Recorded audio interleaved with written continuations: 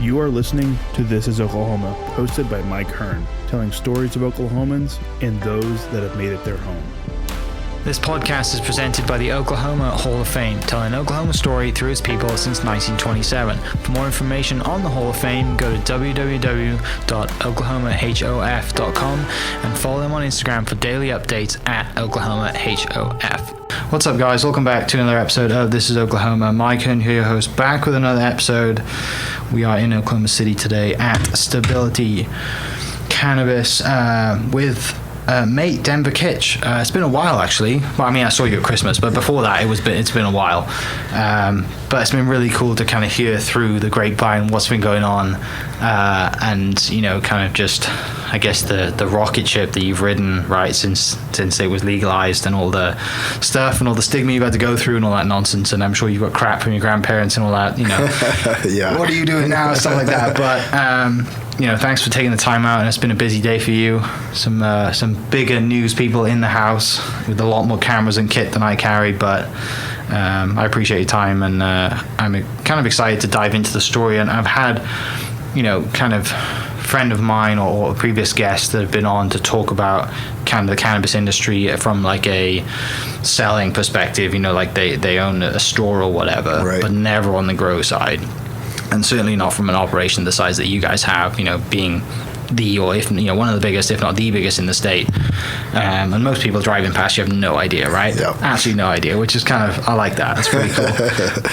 But before we get into that stuff, let's go all the way back like we do with this podcast to give people a context. Where does, I guess, life start? Born and raised in Oklahoma? Yep, born and raised Yukon, Oklahoma. It was my home for forever. Yeah. It's mom and dad were from Mustang and moved to Yukon when my brother and I were born. So it's I've been in Yukon my whole life. And sports growing up, all that kind of, you said your older brother? Older brother. Okay. Got an older brother. You were the loved one then? Yeah, definitely the loved one. I was the youngest, and played sports. Always wanted to watch my brother growing up playing baseball, basketball, all that good stuff, and that's what I wanted to get into. So, baseball, football, and basketball were my sports. And going up in high school, and then baseball became very important, and got to go play college and got to play professionally for a while. So baseball was fun. So baseball, and that's kind of, as kids we grow up, we play every sport we can, right? Like parents are taking us to places, or playing, for me it was rugby, football, and golf.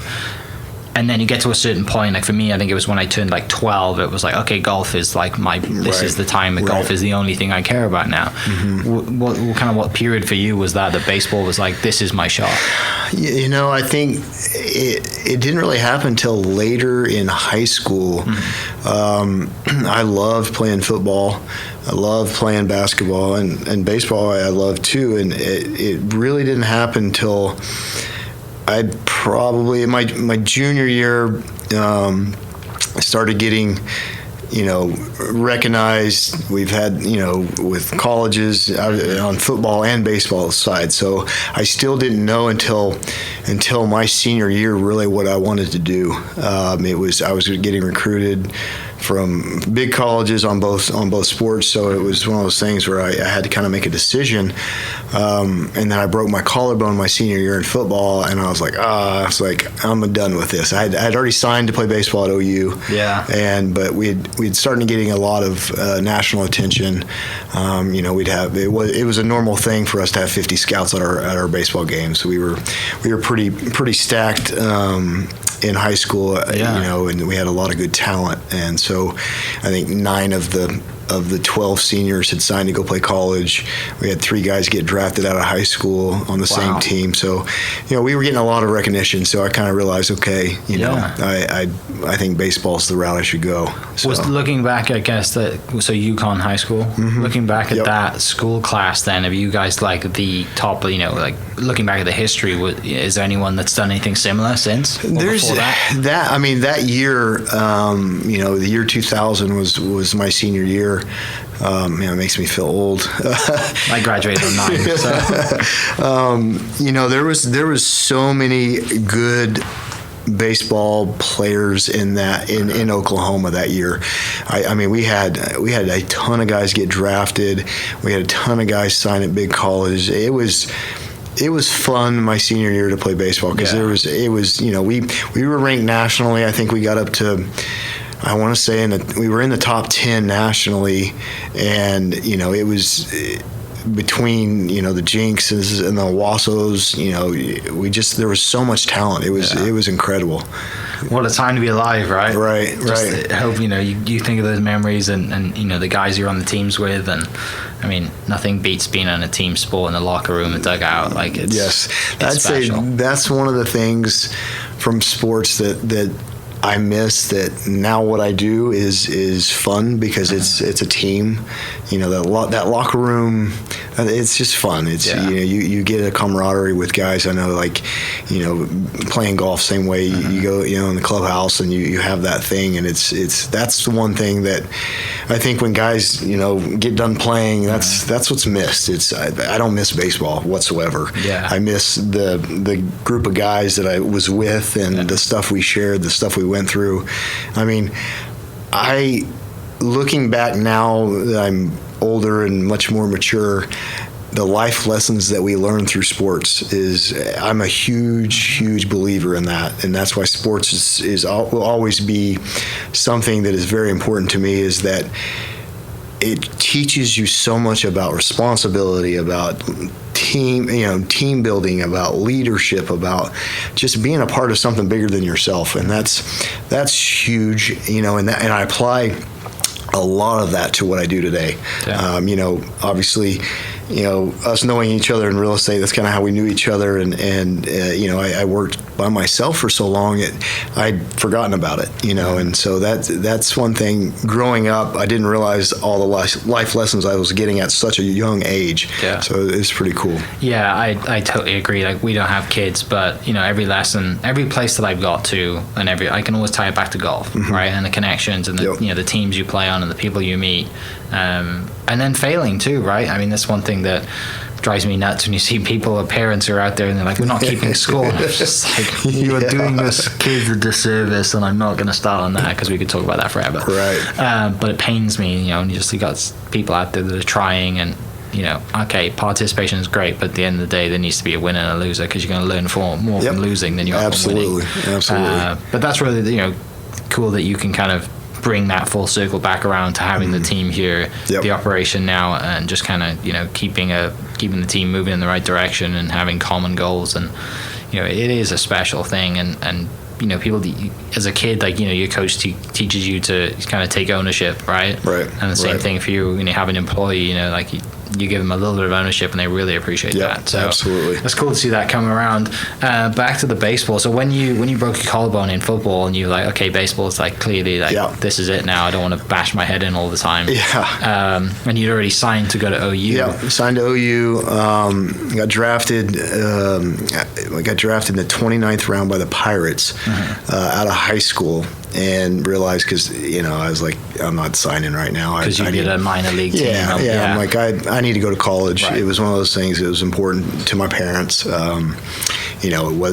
really wasn't an option to sign. And it wasn't. I wasn't getting enough money to sign anyway. Right. So I was like, I'm going to go to OU and kind of get better and see what life brings me that way. And so I went to OU, and I was there for 3 years.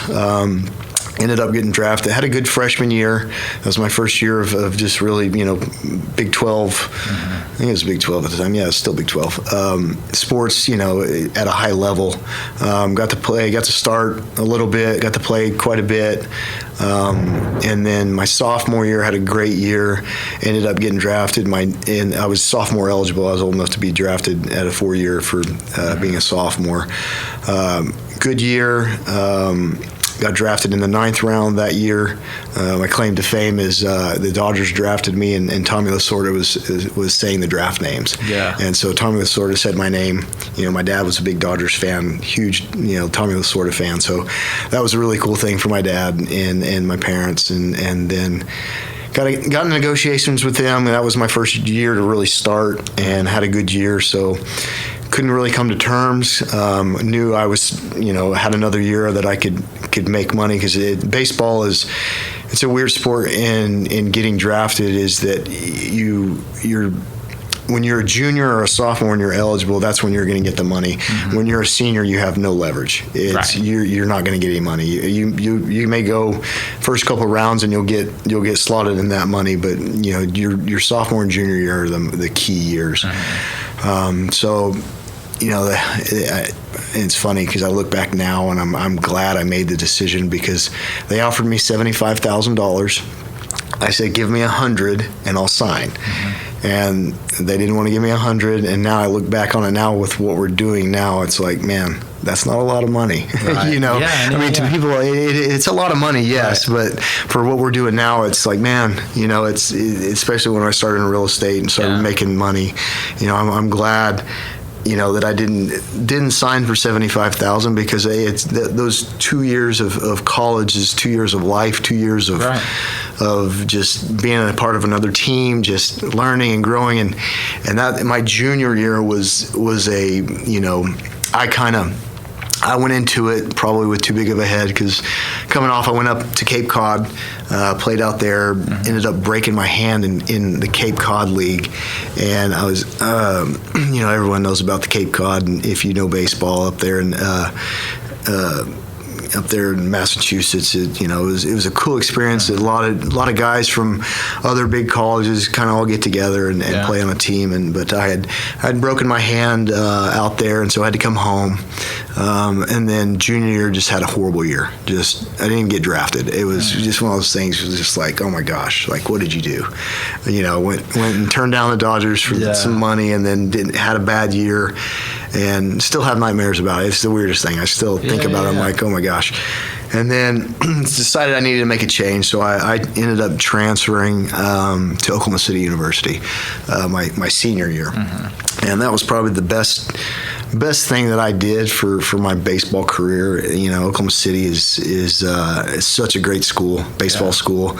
They kind of opened, they welcomed me with open arms. They were, they thought, coming from a big D1 school, but I was just like, I've got goals beyond college with baseball, and I want to come here and just grind. And Keith Lytle and Denny Craball took me in and worked with me. And, I probably learned more about baseball in 1 year at OCU than I did at 3 at OU. Yeah. Just because I had to refocus, had to realize like, this is my last chance. So just really just grinded. And then I ended up getting drafted, all American, did all that thing, and at OCU. It's funny because I haven't talked about this stuff in so long. just think about it. All American. Had a great year. We lost in the national championship. This is back when you could play a lot of games. I think we were 63 and 7. We were insane amount of games. So good.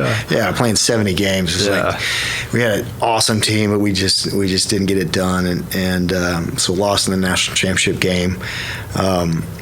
Got drafted by the Orioles in the 13th round that year.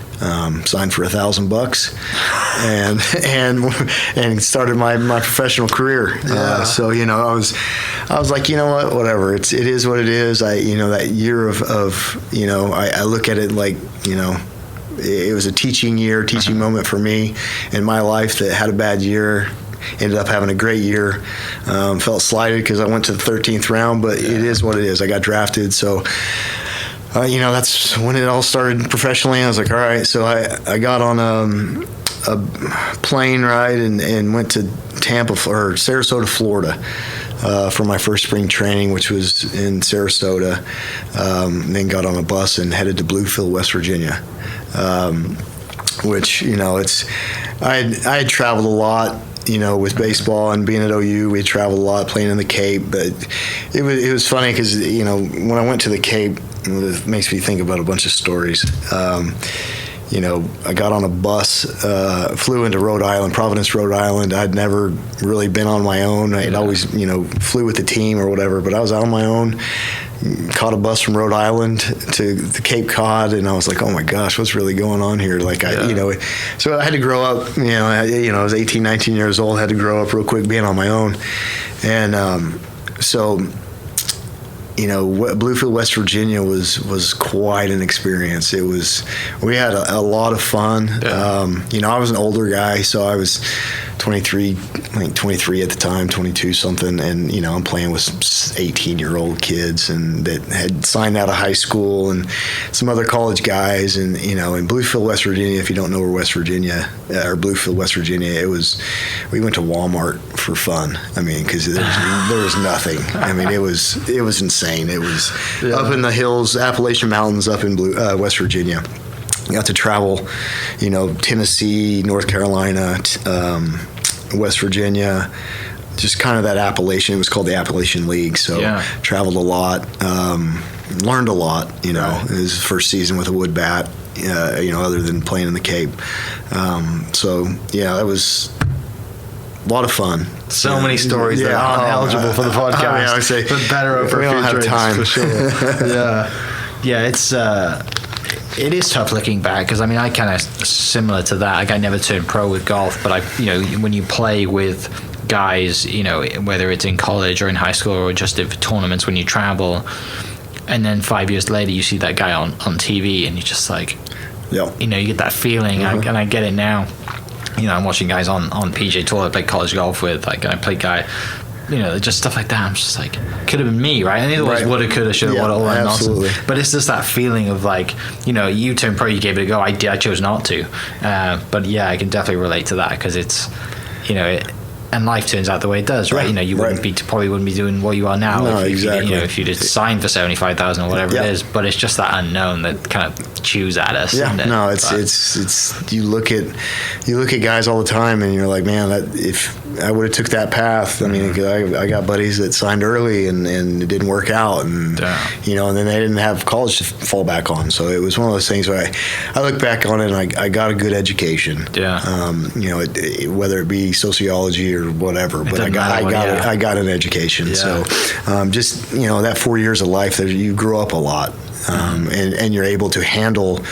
I mean, because I look at it, if I was 18 years old and signed with the Pirates, or even when I was 21 or I was 19, when I was 21 and signed with the Dodgers, I look back, I'm like, man, I hadn't really lived a whole lot of life. And if I was 18, 19 years old out on my own, I mean, it's a job. It got to the point where it was a job.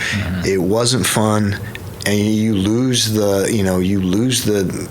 it's a game. But this is how you're feeding yourself. Right. So it's like, man, what am I going to do after this? And that's one thing that, after I think I played for 4 years, it's you look back and you're like, man, that's a long, it's a short amount of time, but the stuff you learn when you're out on your own, when you're trying to make money and you're playing a game for money.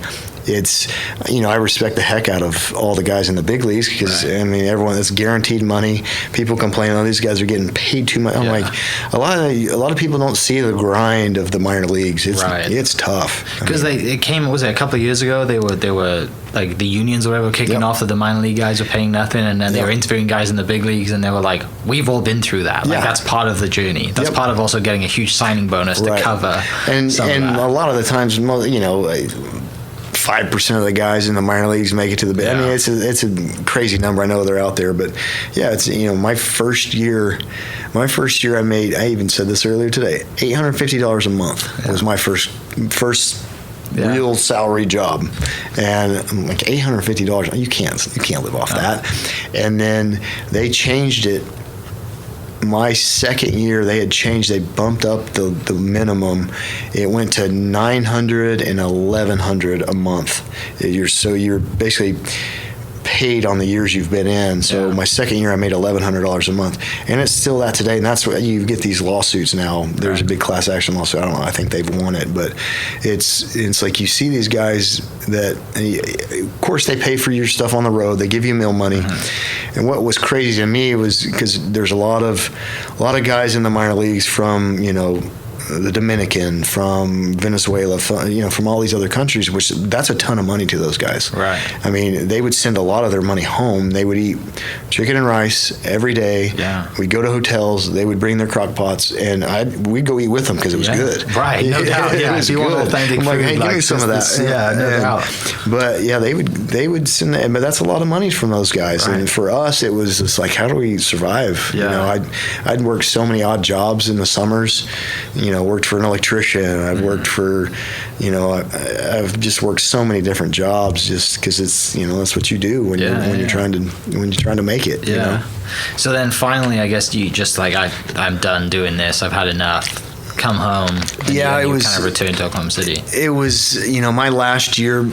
So I got released by the Orioles, and I got picked up by a independent league team out of St. Joe, Missouri, and played with them for a year. And then that manager the next year was going to Atlantic City to coach. So I went with him to Atlantic City. So that was my 4th year of pro ball. And right before I left, I had met a girl, which is now my wife. I realized, okay, Emily is her name, obviously, but I met Emily about 3-4 weeks before I was supposed to leave, and I'd been single, and because it's a tough life. It's you're living out of a suitcase. It's you're traveling from town to town. It's traveling circus, and so I met her, and I realized I want to marry her, and I knew that. I told her the first night I met her, and I was like, I want to marry you. And her friends were like, what? That's weird. And I'm like, oh, I'm going to marry her. Yeah.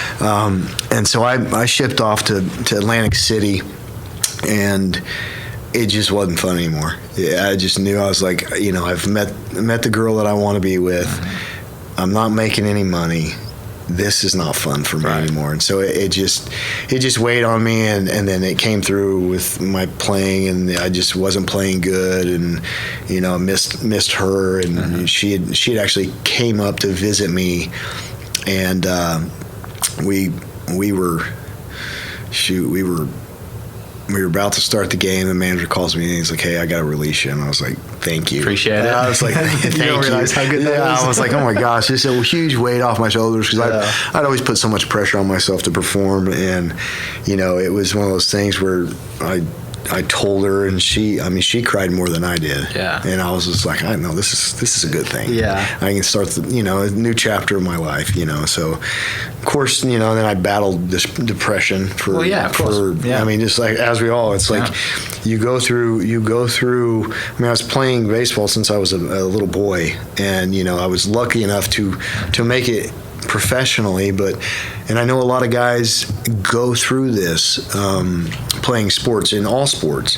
You get done playing a sport, especially when you get to the professional level and it's over with, you don't know what to do. And like, she literally had to get me off the couch, and she's like, you're going to lose me if you just continue to do this, because it was just like I didn't know what to do. Right. I don't know anything else, and that's one thing that I love what I do now, because I know our medicine helps so many of these guys deal with, instead of the pain pills, instead of the booze, it's cannabis. It's a great thing. It helped me get through times when, I couldn't sleep. It was just, you battle these things, and that's where a lot of these guys have problems. And now I've sat in this room with professional athletes, us trying to work on things that help these professional athletes when they get done. Their bodies are killing them. You get on these pain pills.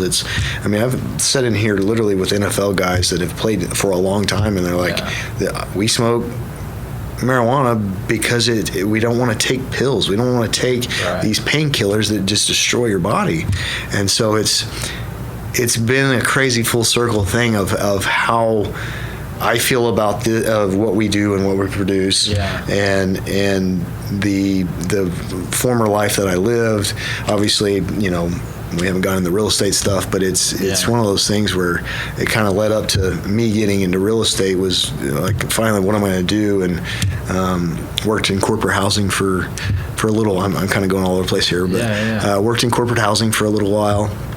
and then realized, okay, and then I flipped my first house, and I was like, I really like this real estate thing, so I always liked numbers. Math was always one of my strong things, and I was like, I like doing this, and so I started grinding on real estate. So, So you talk about athletes and stuff. I met Marcus Dupree this summer, and he has I don't know if he's a grow operation, but I think he's in the business somewhere. Right. We was talking about it.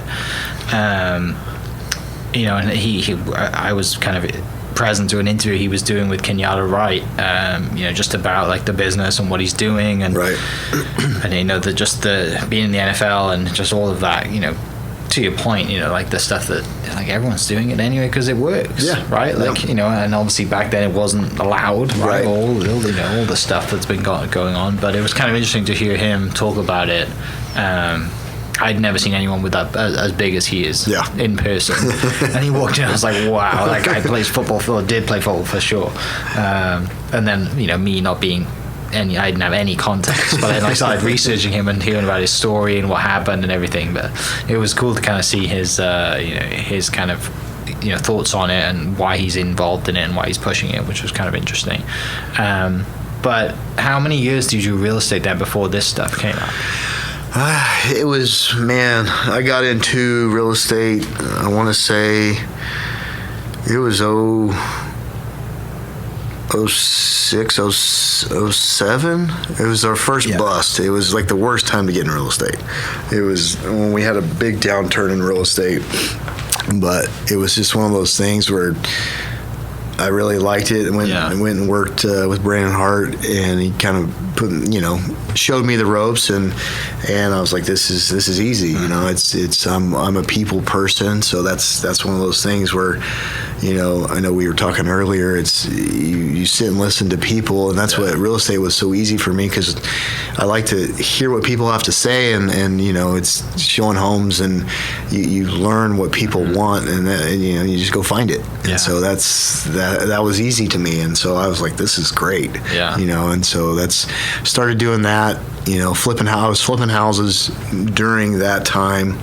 I wouldn't do a whole lot, but I'd flip one or two a year, just trying to make an extra buck like everybody else, and then worked for Brandon for I think three years, and then decided, okay, it's time to spread my wings and go out on my own. Went out on my own, and then started building more of a luxury brand. Just kind of got to the point where I was playing a lot of golf at the country club and building my business that way, which that's my type of business. So it was fun. So I worked in it for 10, 11 years before I dove into this. It was one of those things where we can jump into it, but this wasn't really on my radar. Right. It wasn't. It was real estate. How it was real estate that really got me into it. Okay. So had a bunch of rentals, and a guy. It was a Facebook post from another realtor that I knew that they were looking for a rent house, and I had a rent house, and I contacted her. I said, "Hey, I've got a rent house. If you want to take your client over there," and she was like, "Yeah, absolutely." So I meet him over there. This guy had moved in from California. He was an Oklahoma guy, and their family's here, and so he moved back in and moved into Emily and I's first home that I kept for a rental. And we got to talking, and he was like, I don't know what I'm going to do. I'm selling cars right now. And I always collected rent in person. I still do it. And the one rental I have left here, I still go by in person and collect rent. I've always been like that. So we got to know each other over me just collecting rent. And I said, he's like, I don't know what I'm going to do. Really liked him. I said, why don't you come sell real estate for me? And he was like, okay. And I guess he tried to give it a shot a little bit, and then decided, hey, this is a lot harder than it looks. And I said, yeah, it is. And so he joined my team. It was 2000. It was right after Natalie, or right when Natalie was born. So this was 9 years ago. And so he worked for me about a year and a half. It was Austin. And he one day called me and was like, hey, I'm going to move to Colorado. with my wife, and I was like, dude, that's awesome. Good luck to you. He worked for me for a year and a half, did well. And then fast forward like 4 years, we had talked one other time he had sent me a referral, like one of his aunts or something. And then 4 years later, calls me literally when 788 passed, and for another real estate referral.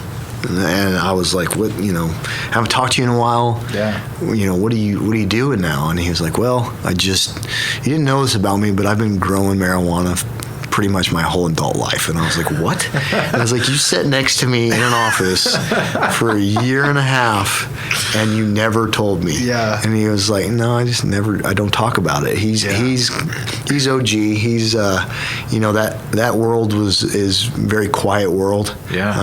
Obviously now it's legal and people talk more about it, but he was up in Santa Cruz growing. He learned how to grow out in California. Always wanted to trace the legal market. He was always didn't want to go to jail. So he'd learned just from guys out there and stayed out there for quite a while. I think he was out there for 9 or 10 years. And then he's like, that's why I moved back to Colorado, because he was like, I was burnt out. And so I missed it. That's why we moved to Colorado. He went and bought 4 dispensaries and 25,000 square feet in Denver with him and his buddy that is another grower. So I was like, no kidding. I was like, that's crazy. I was like, well, I'm glad you're telling me this now, because one of my clients they wanted me to invest in some dispensaries that they had that they were going to open. I was like, I'm going to an investor meeting the day that it was a Wednesday. I'll never forget. Yeah. I was like, I'm going to an investor meeting tonight. I want to call and pick your brain after these guys talk. And he was like, yeah, absolutely. So we go to this meeting, and I was like, oh, whatever. I didn't really kind of like what they were saying. And so I called him. I said, do you want to come home and do this? And he said, absolutely. We just had a baby. Oklahoma needs this. I've been waiting for Oklahoma to be legal for my whole life. And he said, absolutely. So I jump on a plane on Friday morning, that Friday morning, to go look at his operation in Colorado. I walk in, it's the first marijuana grow I've ever been in. And I was like, all right, you clearly know what you're doing. And he was like, yeah. He's like, I've been doing this for a while. so I was like, all right, well, let's figure out a way to get you back home to do this. Yeah. And, me being in real estate for 11, 12 years, I was like, I'm not changing jobs. It's just not what I'm going to do. Right. I got a pretty good life, making great money, playing golf, working 20 hours a week. It's not a job right now. Yeah, right. Yeah. So we start talking, we start having meetings, and I'm just like, what are we going to do? Like, how are we going to do this? So let's mirror what you have out there, and I'll let you run it, and I'm just going to invest. I'll get the money together. I'll get 4 or 5 guys, and we can figure this out. So, we start figuring out, have meeting after meeting after meeting, and I'm just like, man, I was like, this is starting to, and my wife, Emily, she's helping me through this. She's way smarter than me. What was her thoughts on this when you first approached her and said, hey, remember that guy who used to work for me? Well, she was like, yeah, go check it out. Because I'm always, she would always make fun of me because I've got that entrepreneur spirit. We're the same thing. We're always looking at something different. Just trying to figure something out and make more money. And she's like, yeah, just go check it out. So we go check it out. And then fast forward, we're kind of in the middle of this. And then I'm talking to David, my COO. Our kids are in class together, and we're at his son's birthday because that's what we do. And as parents, we go to birthdays. So we're talking about. I'm like, hey, dude, like we got this cannabis down. He was the VP of operations or VP of franchising for Express Personnel. So I knew he knew franchising. Yeah. So I was talking to him. I was like, hey, when or can we franchise this? And he was like, man, it's federally, it's impossible. It's hard. It's going to be very hard.